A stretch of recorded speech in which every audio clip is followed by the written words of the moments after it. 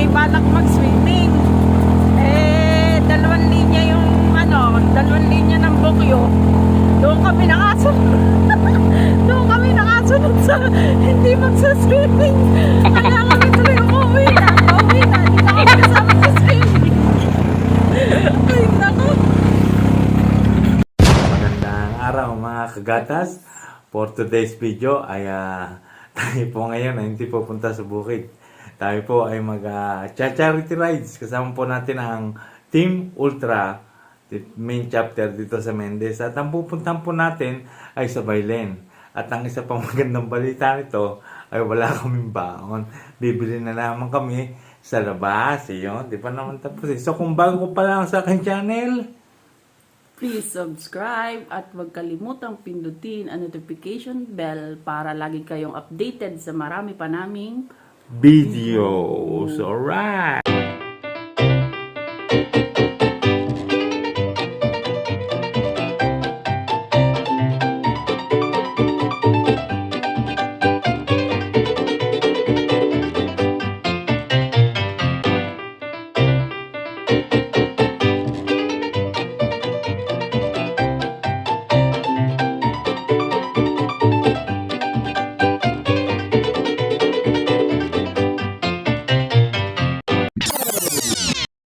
Alright mga kagatas, pupunta na po tayo doon sa ating meeting place sa Payapa, sa tapat po ng Kayas Restaurant. So, let's go!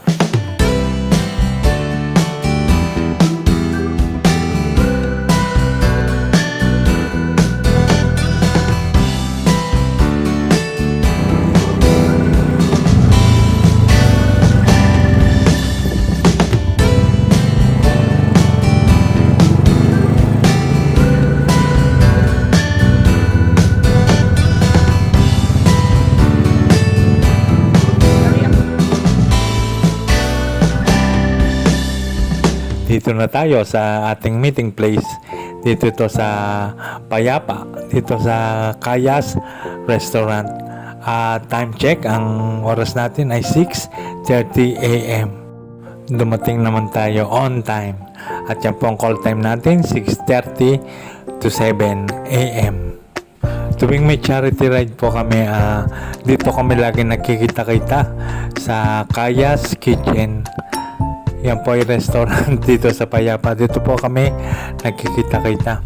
At sa pag-antay namin dito, may napansin kaming puno ng mangga na napakaraming bunga.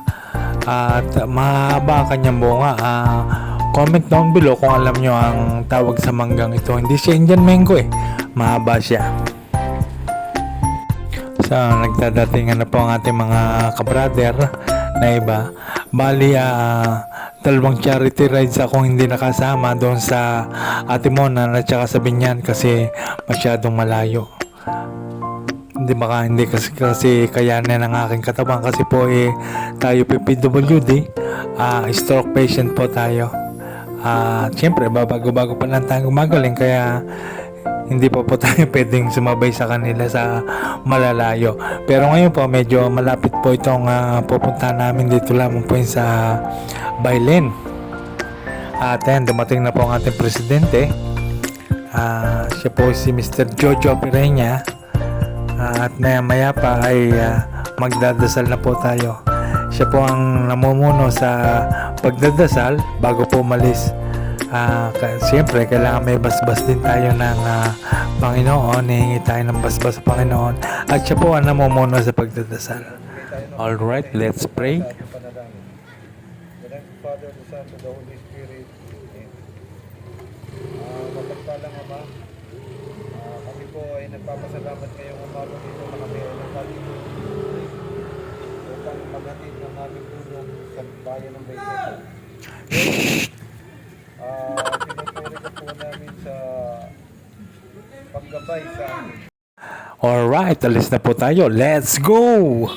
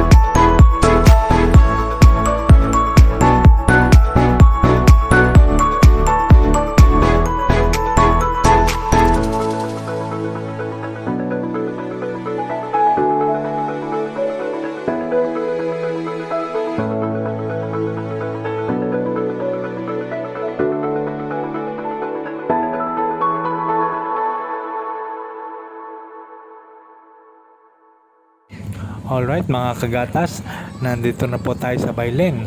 At dito po ito sa parking lot ng covered court, pero lalakarin pa po natin ang covered court doon po sa mismong paggaganapan ng tanghalan ng charity. So ayan po, nilalakad na po natin papunta po doon sa covered court. At ito na po ang covered court na paggaganapan ng charity. Iba't iba po mga chapter na narito at ayan po, sinasalubong po tayo dito ng mga taga rito, Team Bailen na yan. So maraming salamat po sa mainit na pagtanggap. At ayan po ang covered court, maliwalas na maliwalas. Hindi po mainit dito sa loob. At syempre, ang pinakapaborito natin gawin ay di kakain tayo. Ayan, marami po silang handang pagkain dito para sa mga riders at mga team. At pagkakain namin ay yung isa naming ka-team, ka-brother, ay nagpaunlak agad ng isang kanta. So hindi ko na po pinaparinig yung kanta kasi po makaka-copyright po tayo. Talaga po napakabibo niya. Yan po si Totoy Bibo.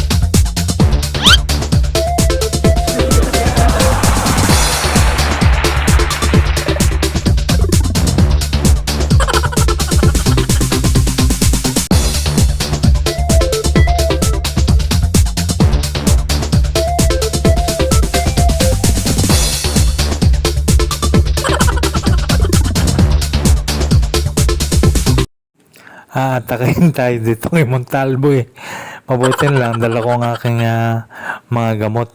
Ayan po mga kagatas, makikita niyo po kung gaano karami ng gamot ang aking iniinom. Ang iba po ay maintenance at ang iba naman yan ay vitamins. So inabot tayo ng oras ng pag-inom ng gamot. Hindi na kasi tayo pwedeng mapalya ng pag-inom ng gamot. Kasi nga po ay tayo ay stroke patient. At hindi pa siya na sa pagsasayaw, nagpa-unlock pa siya ng pagkanta. Talagang napakabibo rin ito Siya po si Mr. Montalvo ng Team Ultra. Hindi ko na po may parinig yung kanyang kinakanta sapagkat makaka-copyright po tayo. Ang kinakanta po niya ay Tagalog. So, paalis na po tayo. At ito po ang isang masaklap na nangyari sa amin. Kasi po, sasama po dapat kami mag-swimming. Ay dalawa pong pangkat, ang isang pailaya at isang paibaba. Dito po tayo nakasama kay Dennis. Kaya nangyari, pauwi na. Pero nung nalaman ko po, ay nandito na naman kami sa malapit na sa Alfonso.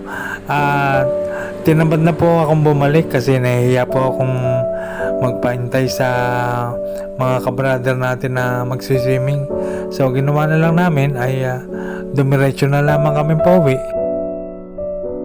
Kami ay balak mag-swimming.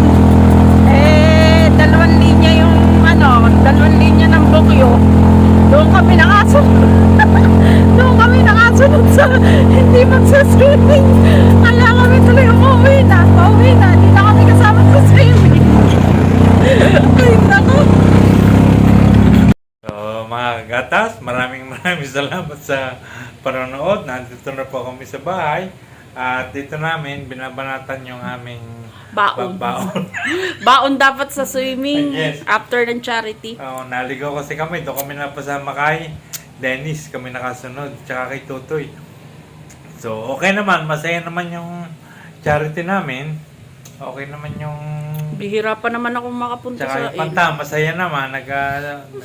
Sayaw naman na. Nakita nyo naman ang sayaw ni Montalvo.